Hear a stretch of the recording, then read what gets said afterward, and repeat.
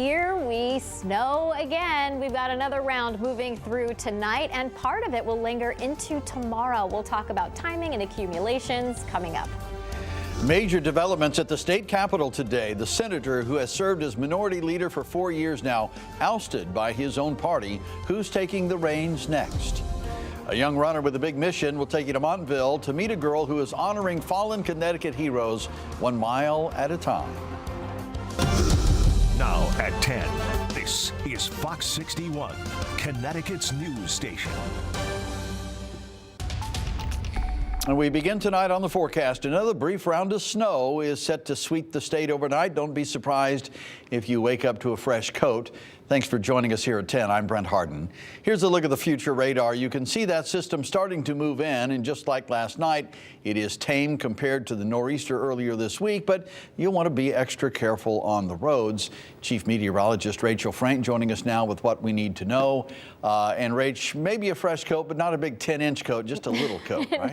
No, like you said, nothing compared to what we had earlier this week, but some people at this point are kind of waving the white flag going, enough. So this is the disturbance that we're keeping an eye on, and it looks like a lot of snow, right? But the majority of this is going to slide to the south of us. We're just going to be on the northern fringe of things, and we'll see the snow begin to move in after about 1 o'clock in the morning, and it will be mostly light in nature as we head through the overnight and into part of tomorrow morning. Then there will be a break in the action midday, followed by snow showers developing in the afternoon. Those snow showers will be kind of hit or miss, but some of them could be briefly intense, dropping a quick coating of snow yet again. All in all, we're thinking we might get as little as a coating, but up to an inch or two in spots. And of course, we're watching some slippery spots with that. So again, after 1 a.m., here comes that snow. It's steadier for areas south and west of Hartford. It's more intermittent north and east. This is 6 o'clock in the morning. There's that break around midday, and then those snow showers filling in as we head through the afternoon. So again, a coating to an inch or two possible, some higher amounts in Fairfield County up to 2 or 3 inches. Overnight, we're looking at temperatures in the 20s, and tomorrow highs in the 30s. We do get a break in the wind tomorrow, but it's back on Sunday. We'll talk about it. Your full forecast coming up, Brent. All right, Rachel, thank you. Well, a house in Middletown has been ruled a total loss after a fire this morning. Take a look here at infrared drone video courtesy of the Middletown Fire Department. You can see the flames shooting out of the home on Scarborough Lane. This was from about 10 o'clock this morning. Several departments responded to the scene. It took them about an hour to put the fire out. Thankfully, all residents made it out of the building safely, and no injuries were reported among firefighters either. Another arrest has been made in connection to a street takeover in Milford. Police say they took a juvenile into custody yesterday for her involvement in the December 9th incident in the Stop and Shop parking lot on Bridgeport Avenue. More than 100 people were involved in that street takeover, and it left one police officer injured. No more information on this juvenile is being released due to her age.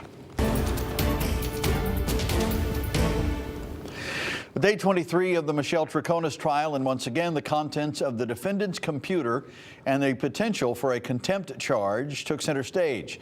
And all this as the state introduced new evidence and played Troconis' third interview with police. Here's Fox 61's Julia LeBlanc with the breakdown.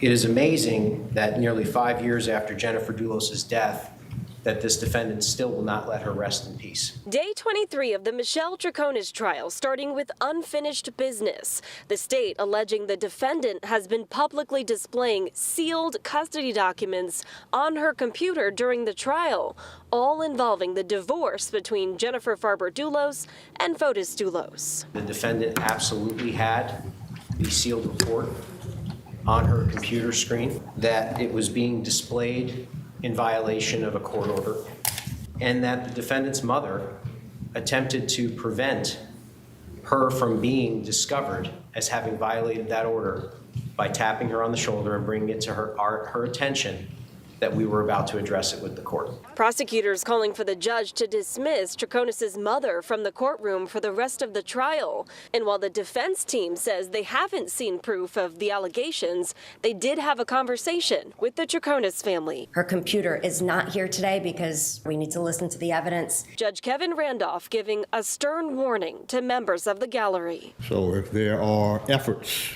to communicate with the jury or a witness, you will be removed.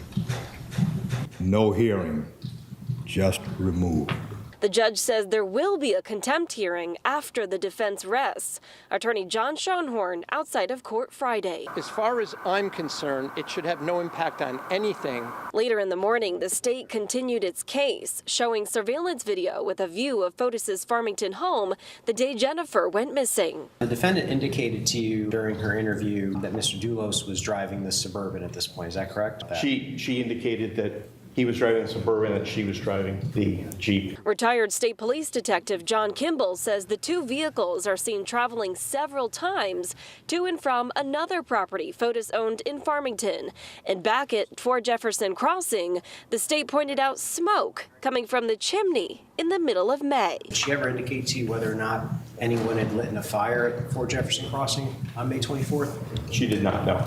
An activity Schoenhorn says is not out of the ordinary for his client. Whatever they are trying to claim from a couple of puffs of white smoke at various times on a very windy day, again, it's pure speculation. Jurors then heard from Chaconis herself as prosecutors played her third interview with police from August of 2019, one where once again police claim there were inconsistencies in her statements. There's a lot of evidence that they were not truthful.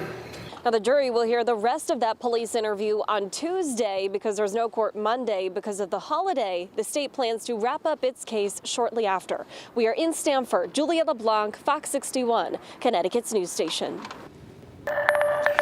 A major shakeup in the Connecticut Capitol today. The state Senate has a new Republican minority leader after Senator Kevin Kelly was ousted by members of his own caucus. Kelly has held the position for 4 years now, first getting appointed back in 2020. He was voted out this afternoon. The caucus has voted to appoint Senator Stephen Harding, who is new to the Senate but a longtime face in the House of Representatives. In a statement, Kelly says, "I have been incredibly honored to serve as the leader of this caucus and will work collaboratively with Senator Harding going forward." Almost a decade later, a Connecticut contractor has been sentenced for his role in an illegal dumping scheme that contaminated a public beach. 54-year-old Jason Julian will spend 18 months in prison and pay $2.5 million to the city of Fairfield. He pleaded guilty to dumping dangerous building materials, heavy metals, and carcinogens around Fairfield last December, including at Penfield Beach. The town has already spent $6 million cleaning up those sites. Well, now to an event that salutes the heroism of Connecticut's finest, even the four-legged variety. Take a look here. Morgan came all the way from New Jersey tonight to run 2 miles in Montville, carrying a flag that celebrates law enforcement. She ran with a state trooper and an officer from Montville.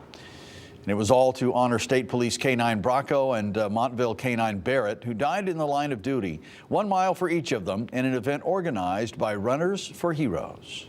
You know, it hurt. Obviously, with Officer Witz and his family, the dog lived with them, and, you know, they bore the brunt of that. But, you know, every department member, you know, grieved a little bit for the loss of the dog. Now, at the end of the run, Morgan, the trooper, and officer knelt together in prayer. Tonight was the 90th mile run by Morgan as part of the Running for Heroes organization, which was started by a 10-year-old in 2019 and has had a K-9 division since 2021. All told, 1,700 miles have been run coast to coast to honor fallen first responders and their K-9 partners. We have much more